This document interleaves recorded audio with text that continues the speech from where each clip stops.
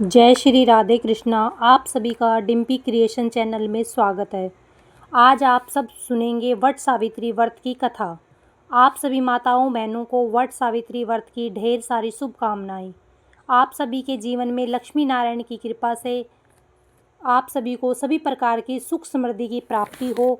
वट सावित्री का व्रत, जो कि ज्येष्ठ मास के कृष्ण पक्ष की अमावस्या तिथि के दिन व्रत धारण किया जाता है और कहीं कहीं ज्येष्ठ पूर्णिमा तिथि के दिन वट सावित्री का व्रत धारण किया जाता है।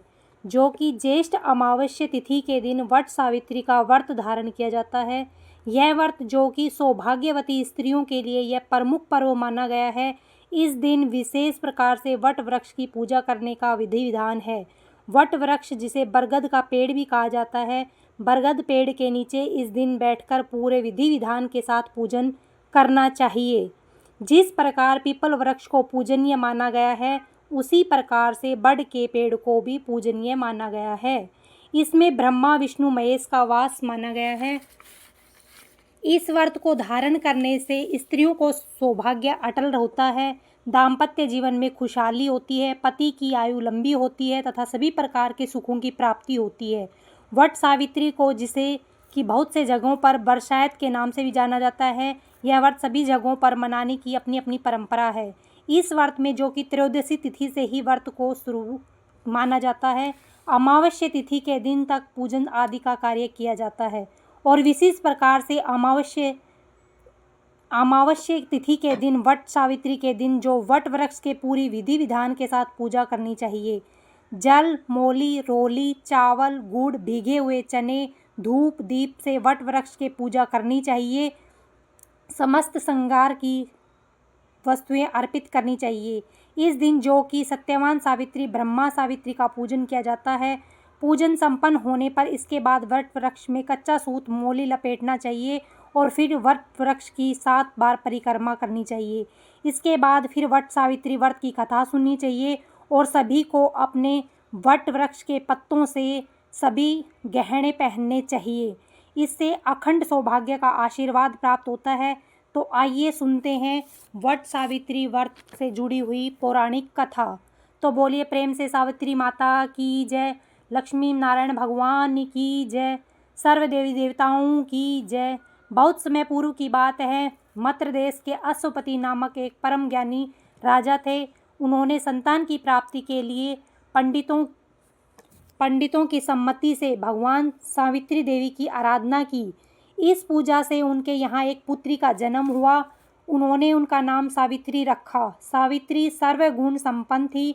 जब वह विवाह योग्य हुई, तब राजा ने उसे स्वयं अपना वर चुनने को कहा। एक दिन महर्षि नारद राजा अश्वपति के घर आए हुए थे।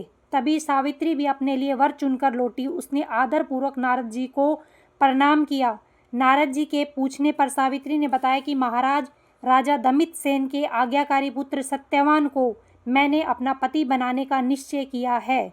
तीनों लोकों में भ्रमण करने वाले नारद जी ने उनके भूत, वर्तमान और भविष्य को देखकर राजा से कहा, राजन, तुम्हारी कन्या ने वर खोजने में निसंदेह भारी परिश्रम किया है। सत्यवान गुणवान और धर्मात्मा है। वह सावित्री के लिए सब प्रकार से योग्य है, परंतु उसमें एक भारी दोष है। वह अल्पायु है और 1 वर्ष के बाद वह मृत्यु को प्राप्त होगा। नारद जी के ऐसे वचन सुनकर राजा ने पुत्री को कोई अन्य वर खोजने की सलाह दी, परंतु सावित्री ने दृढ़तापूर्वक कहा कि जिसे मैंने एक बार मन से पति स्वीकार कर लिया है, वह अब चाहे जैसा भी है वही मेरा पति होगा। सावित्री के दृढ़ वचन को सुनकर राजा अश्वपति ने उसका विवाह सत्यवान से करा दिया। सावित्री अपने पति को अंधे सास ससुर की सेवा करते हुए सुखपूर्वक वन में रहने लगी। नारद जी की कथा अनुसार जब उसके पति के जीवन के 3 दिन बचे, तभी से वह उपवास करने लगी। तीसरे दिन उसने पितरों का पूजन किया। तत्पश्चात वह सत्यवान के साथ वन में जाने के लिए उद्यत हुई। उन्होंने सास ससुर से आज्ञा प्राप्त की। सत्यवान लकड़ी काटने के लिए एक वृक्ष पर चढ़ा, परंतु शीघ्र ही सिर में पीड़ा होने के कारण नीचे आ गया और सावित्री की गोद में सिर रखकर लेट गया। तभी तभी सावित्री ने यमराज और उसके दूतों को सत्यवान का जीव निकाल कर ले जाते हुए देखा। यह देखकर वह भी उसके पीछे पीछे चल पड़ी। यमराज ने उसे समझाकर लौट जाने को कहा। सावित्री ने कहा, हे धर्मराज, पति के पीछे जाना ही स्त्री का धर्म है। पतिव्रत के प्रभाव और आपकी कृपा से कोई मेरी गति नहीं रोक सकता। सावित्री के धर्म युक्त वचनों से प्रसन्न होकर यमराज ने उसे वर मांगने को कहा। सावित्री ने अपने सास ससुर को विदाई देने का वर मांगा। सावित्री ने अपने सास ससुर के आंखों की रोशनी देने का वर मांगा। वर प्राप्त करके भी सावित्री ने अपने पति का साथ नहीं छोड़ा। यमराज ने दूसरी बार वर मांगने को कहा। सावित्री ने अपने सास ससुर के खोए हुए राज्य की प्राप्ति का वर मांगा।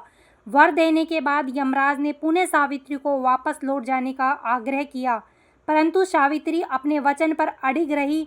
तभी यमराज ने उसे अंतिम वर मांगने को कहा।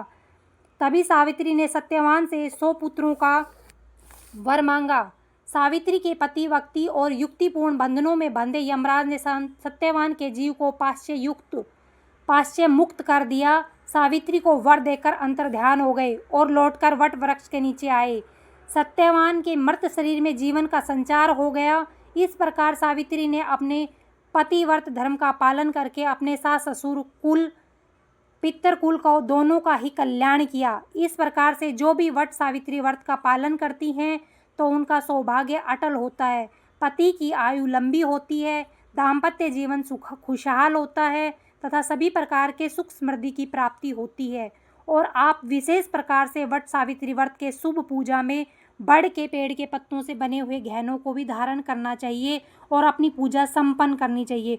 बोलो सावित्री माता की जय।